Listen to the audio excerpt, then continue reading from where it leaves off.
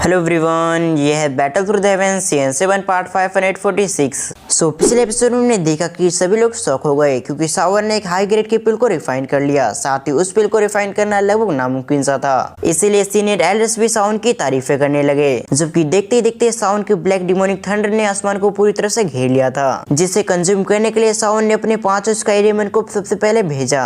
पर उन 5 sky daemon puppet को ब्लैक डिमोनिक थंडर ने काफी आसानी से एक्सप्लोड कर दिया। ये देखते ही साउन को समझ में आ गया कि उसे खुद ही इस डिमोनिक थंडर का सामना करना होगा। पर जैसे सावन अपने डॉसिंग की पावर के साथ उस ब्लैक डिमोनिक थंडर से टकराया तो उस जगह पे एक टेरिफाइंग एनर्जी फैली, क्योंकि अभी तक इस जगह पे मौजूद कई सारे एल्डर्स को नहीं मालूम चला था कि सावन डॉसिंग स्ट्रेंथ पे है। ये जानने के बाद कि सावन की एल्केमी स्किल और उसकी पावर काफी टेरिफाइंग है, इसीलिए उन्होंने डिसीजन लेते हुए सावन के अलायंस में जुड़ने का फैसला किया। जबकि दूसरी ओर सावन ने उस टियर 9 के पिल को भी पकड़ लिया था, जिसने सावन को फिलहाल के लिए रोक लिया था। अब अगले सीन में हम सावन की रिफाइन की गई पिल को देखते हैं, जिसके अंदर से एक अजीब सा ऑरा निकल रहा था। और बिना देरी के सावन ने उस पिल को अपने हाथों में रखते हुए नीचे की ओर आ गया। फिर उसकी नजर ओल्ड हुआ पे पड़ी, जो उदास लग रहे थे। साथ ही उनके हाथों में एक लाल कलर की पिल मौजूद थी और सावन की पिल के मुकाबले ओल्ड हुआ की पिल फीकी लग रही थी।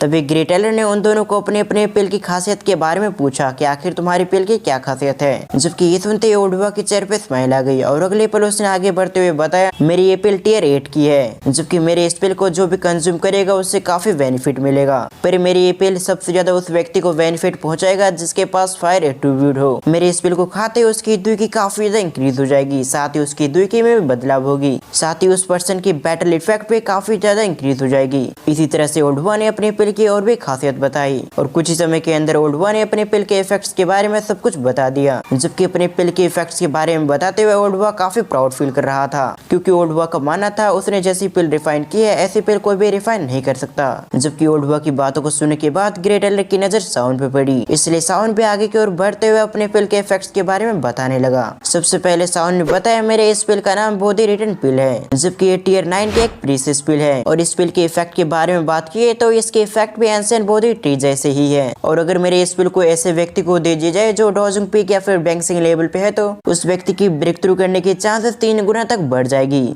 जबकि साउन की इन बातों को सुनने के साथ ही कई सारे एल्डर चौंक गए, क्योंकि किसी के लिए भी डॉजिंग पीक से बैंक्सिंग पे ब्रेक थ्रू करना काफी ज्यादा मुश्किल होता है। और ये बात इस जगह पे मौजूद कई सारे एल्डर्स जानते थे जो खुद अभी बैंक्सिंग एक्सपर्ट थे, इसलिए उन सभी एल्डर्स को अच्छे से मालूम था कि आखिर डॉजिंग पीक से बैंक्सिंग एक्सपर्ट बनना कितना मुश्किल होता है। पर साउन का कहना था अगर कोई डॉजिंग पीक का एक्सपर्ट उसकी पिल को खा लेता है तो उसकी सक्सेस होने की चांसेस काफी हद तक इंक्रीज हो जाएगी। जबकि साउन की बातों को सुनने के बाद ग्रेट एल्डर के एक्सप्रेशन भी चेंज हो गए, क्योंकि उन्हें खुद भी मालूम था कि डॉजिंग पीक से बैंक्सिंग एक्सपर्ट बनना कितना मुश्किल है। और अगर कोई एल्केमिस्ट बोधी सीड से पिल भी रिफाइन कर देता है तब भी उसकी सक्सेस होने की चांसेस 20% होती है। लेकिन सावन ने जो अपनी पिल के बारे में बताई है वो बात सच हुई तो डॉजिंग पीक से बैंक्सिंग एक्सपर्ट बनने की चांसेस 50% तक बढ़ जाएगी। और जब सावन की कही गई बातें पूरी दुई की कॉन्टिनेंट के डॉजिंग पीक एक्सपर्ट को मालूम होगी, वो सभी डॉजिंग पीक के एक्सपर्ट्स इस पिल को पाने के लिए पागल हो जाएंगे, क्योंकि कई सारे डॉजिंग पीक के एक्सपर्ट्स को बैंक्सिंग पे ब्रेक थ्रू करने के लिए पूरी जिंदगी लग जाती है। लेकिन इसके बावजूद बहुत ही कम ही डॉजिंग पीक के एक्सपर्ट्स होते हैं जो बैंक्सिंग लेवल पे ब्रेक थ्रू कर पाते हैं। तभी सावन ने अपने मन में कहा, मेरे ये बोधी रिटर्न पिल बोधी सीड से बनी हुई है। साथ ही जब सावन एंशिएंट बोधी ट्री के अंदर था तब उसे ये चीज मालूम हुई थी, इस पिल को वही व्यक्ति रिफाइन कर सकता है जिसके पास हेवनली फ्लेम और बोधी हार्ड हो। और इस द्वीप की कॉन्टिनेंट में ऐसे कई सारे लोग थे जिसके पास हेवनली फ्लेम मौजूद था, पर सावन एक लौटा था जिसके पास हेवनली फ्लेम होने के साथ ही साथ बोधी हार्ड भी मौजूद था। इसलिए भले कई सारे लोग के पास हेवनली फ्लेम हो, लेकिन इसके बावजूद कई सारे लोग ये पिल रिफाइन नहीं कर पाएंगे।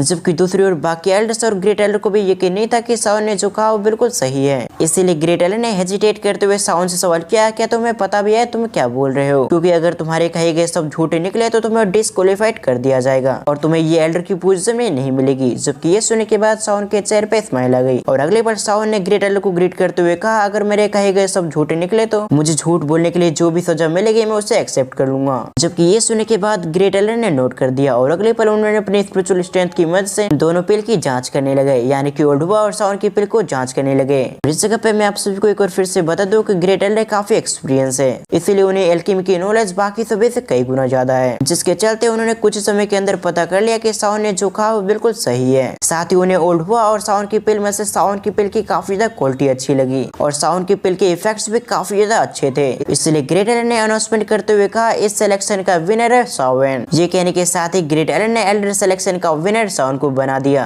जबकि दूसरी ओर ग्रेट एलन की अनाउंसमेंट सुनते ही ओल्ड बॉय का चेहरा फीका पड़ गया, क्योंकि ओल्ड बॉय मास्टर योलो से कई सालों से कंपटीशन कर रहा था।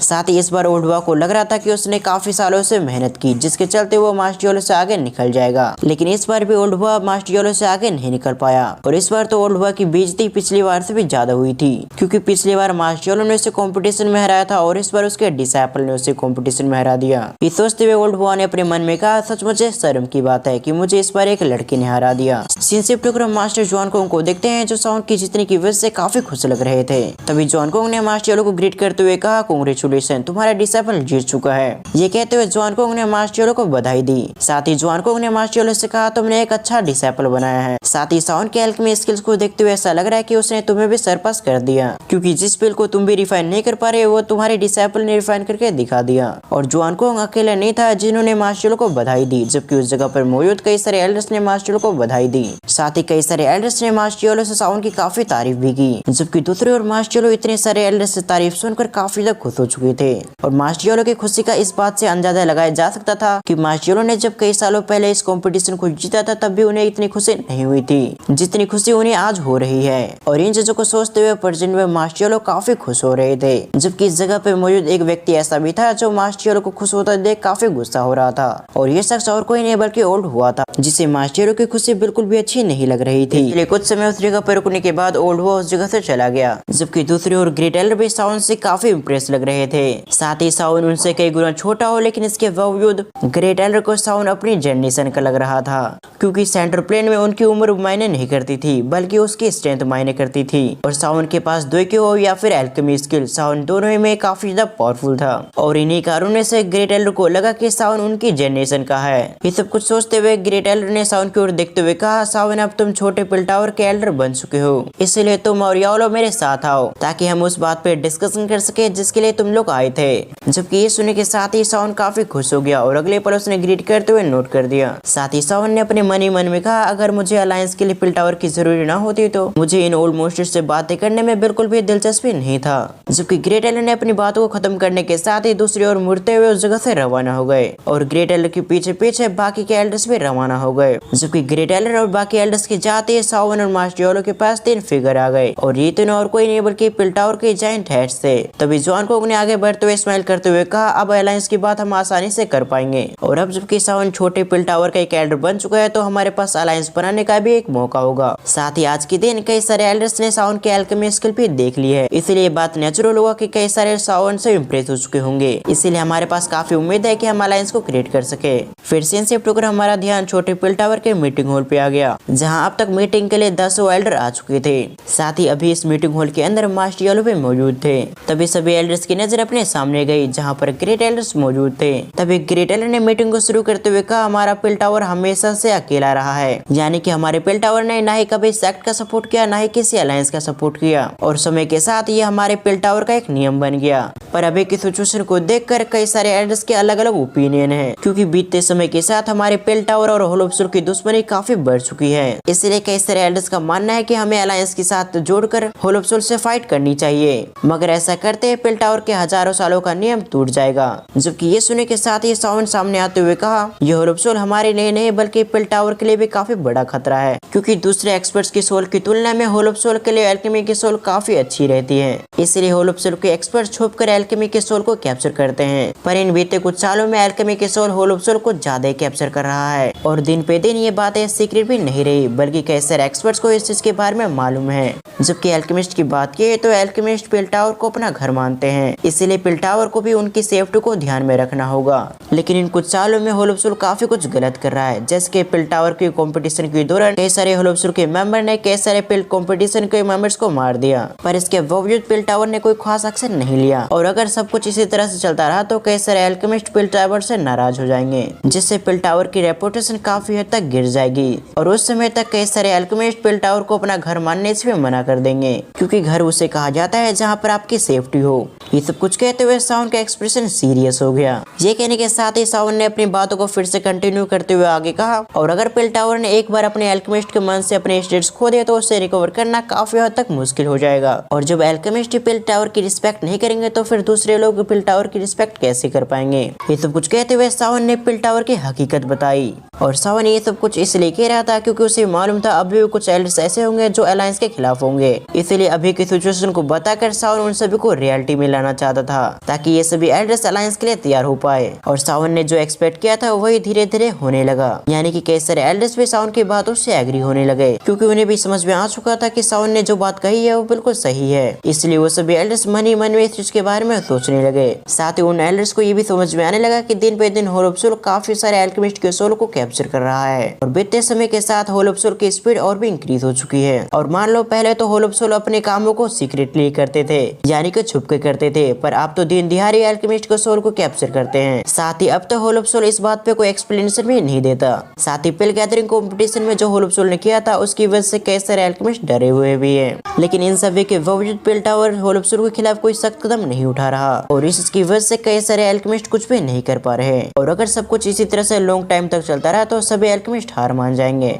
साथ ही उन्हें भी समझ में आ जाएगा कि पिल टावर उनकी कोई भी प्रोटेक्शन नहीं करेगा और ऐसा होते ही कौन अल्केमिस्ट पिल टावर को घर मानना चाहेगा। जबकि सावन की बातों को सुनने के बाद ग्रेट एल्डर की भी बोलती बंद हो चुकी थी। उनकी भी समझ में नहीं आ रहा था कि अब उन्हें क्या कहना चाहिए क्योंकि सावन ने सभी बातों को काफी परफेक्ट तरीके से कहा था। साथ ही सावन ने अपनी बातों से बाकी अल्केमिस्ट की भी बोलती बंद कर दी। जबकि ग्रेट एल्डर सावन की बातों को सुनने के बाद मास्टर योलो की ओर देखने लगे। तभी उन्होंने मास्टर योलो की ओर देखते हुए कहा, मैंने एक्सपेक्ट नहीं किया था कि तुम्हारा ये डिसाइपल दुई की ओर अल्केमिस्ट में नहीं बल्कि बातें भी इसकी इतनी शार्प होगी। जबकि ये सुनने के बाद मास्टर योलो भी स्माइल करने लगे। तभी उन्होंने ग्रेट एल्डर को ग्रीट करते हुए कहा, अगर मेरे डिसाइपल ने कुछ गलत कहा हो तो मैं इसकी ओर से माफी चाहता हूँ। जबकि दूसरी ओर ग्रेट एल्डर सावन की बातों को सुनने के बाद कुछ सोचने लगे और कुछ समय सोचने के बाद ग्रेट एल्डर ने सावन की ओर देखते हुए कहा, अब जबकि तुम भी छोटे पिल टावर के एक एल्डर हो तो तुम्हारे पास भी वोट देने का अधिकार है और इस जगह पे मौजूद काफी सारे एल्डर्स ने भी तुम्हारे अलायंस को एक्सेप्ट किया है। और जहाँ तक रही मेरी वोट की बात तो मैं इस पिल टावर का ग्रेट एल्डर हूँ, इसलिए मुझे इस पिल टावर के कानून को सख्त फॉलो करना होगा। पर अभी की सिचुएशन को देखते हुए मैं तुम्हारे अलायंस को एक्सेप्ट करता हूँ।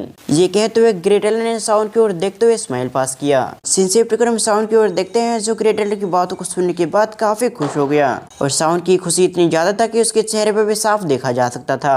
तभी सावन ने स्माइल करते हुए ग्रेट एल्डर को देखते हुए उन्हें ग्रीट किया। साथ ही सावन ने अपने मन में कहा, अलायंस के लिए पिल टावर को शामिल करना काफी जरूरी था और अगर पिल टावर उनके अलायंस में ज्वाइन नहीं होता तो उनकी अलायंस की पावर 50% कम हो जाती। और इस अलायंस को बनाने के लिए मास्टर और सावन ने काफी मेहनत किया था और पिल टावर के उनके अलायंस में ज्वाइन होते ही मास्टर और सावन को ऐसा लगा कि उनकी मेहनत सफल हो गई क्योंकि सावन और मास्टर ने इस अलायंस को इसलिए बना था ताकि वो पावरफुल हाउस को अपनी साइड कर सके। और फाइनली पिल टावर में आकर उनके हाथ निराशा नहीं लगा। सिंसियर टुकड़े को फिर से हमारा ध्यान ग्रेट एल्डर पे आ गया जिन्होंने सभी अल्केमिस्ट की ओर देखते हुए कहा, प्रेजेंट टाइम में होल ऑफ सोल हम सभी अल्केमिस्ट का सबसे बड़ा दुश्मन है और अगर हमने सचमुच इनके खिलाफ एक बड़ा कदम जल्द ही नहीं उठाया तो इनकी मनमानी और भी बढ़ जाएगी और उस समय हमें उसी तरह लाइफ और डेथ की बैटल करना होगा जैसे हमने पास्ट में होल ऑफ सोल से लड़ा था। पर अभी प्रेजेंट टाइम में इस अलायंस के थ्रू हम होल ऑफ सोल की पावर को सप्रेस कर पाएंगे जिससे होल ऑफ सोल अल्केमिस्टों के सोल को कैप्चर ना करे। साफ शब्दों में कहा जाए तो ग्रेट एल्डर ये कहना चाहते थे कि पास्ट में उनका पिल टावर अकेले होल ऑफ सोल से लड़ा है जिस लड़ाई के दौरान उनके पिल टावर को काफी नुकसान पहुंचा था।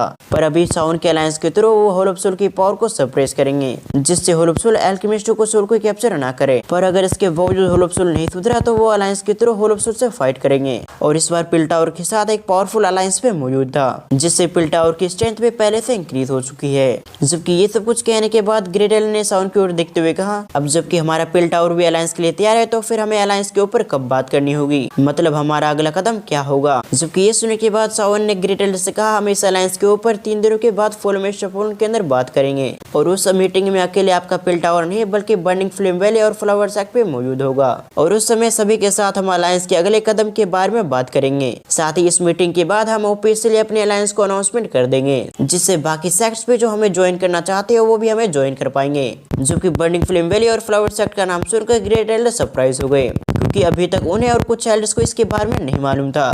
इसलिए जैसे सावन के मुंह से फ्लावर सेक्ट और बर्निंग फ्लेम का नाम निकला उसी समय वो सभी सरप्राइज हो गए क्योंकि उन्हें भी अच्छे से मालूम था कि बर्निंग फ्लेम वैली और फ्लावर सेक्ट कितने पावरफुल है, और अगर सचमुच ये अलायंस क्रिएट हो गया तो इस अलायंस के पास काफी ज्यादा पावर होगी। यहाँ तक कि सेंट्रल प्लेन के काफी सारे पावरफुल सेक्ट भी इस अलायंस के सामने कुछ भी नहीं होंगे, और इन फ्यूचर इस अलायंस के पास इतनी पावर आ जाएगी कि होल ऑफ सोल भी इससे डरने लगेगा। साथ ही वो अपनी मनमानी का कुछ भी करने की हिम्मत नहीं करेगा। मतलब अभी प्रेजेंट टाइम में होल ऑफ सोल अपनी मनमानी दिखाते हुए किसी के भी सोल को कैप्चर कर लेता, वो ऐसा नहीं कर पाएगा। ये सब सोचने के बाद ग्रेट एल के चेहरे पे स्माइल आ गई। तभी उन्होंने मास्टर और साउंड की ओर देखते हुए कहा कि हम 3 दिनों के बाद फिर से फुल मेस्टर फोन के अंदर जरूर मिलेंगे, उसके बाद हम आगे अलायंस के बारे में डिस्कशन करेंगे। ये कहते हुए ग्रेट एल ने महसूस किया कि उनके अंदर का खून जो इतने सालों से काफी ठंडा था, पर अचानक होल ऑफ सोल से फाइट करने की बात सुनकर वो भी काफी खुश हो चुके थे। साथ ही उनके अंदर का खून भी जोश में आ चुका था, और ऐसा इसलिए था क्योंकि ग्रेट एल खुद भी होल ऑफ सोल से फाइट करना चाहते थे, पर होल ऑफ सोल की स्ट्रेंथ को देखकर उन्होंने ज्यादा बड़ा कदम नहीं उठाया। पर इस बार होल ऑफ सोल के खिलाफ पिल टावर अकेला नहीं था। ये सब कुछ सोचते हुए ग्रेट एल ने अपने मन में कहा, इस बार हम अपने सालों का बदला होल ऑफ सोल से जरूर लेंगे। और इसी तरह से कुछ में और बात करने के बाद मास्टर और सावन ने पिल टावर का काम पूरा कर लिया था। इसलिए मास्टर और सावन बिना देरी के फुल मेस्टर फोन की ओर रवाना हो गए, क्योंकि वो दोनों अलायंस के लीडर्स थे, इसलिए उनके पास काफी ज्यादा काम था, और ऐसे में वो दोनों रुक कर अपना टाइम बर्बाद नहीं करना चाहते थे, और साथ ही उन्हें अलायंस के लिए काफी तैयारी भी करनी है। फिर अगले सीन में हम सावन और मास्टर को देखते हैं जो फुल मेस्टर फोन पहुंच गए, और उन्होंने अलायंस के बारे में भी सबको बता दिया। जबकि अलायंस के बारे में जैसे सभी को मालूम हुआ तो वो सभी अलायंस के कामों में जुट गए, और काफी तेज से इस अलायंस की तैयारी होने लगी।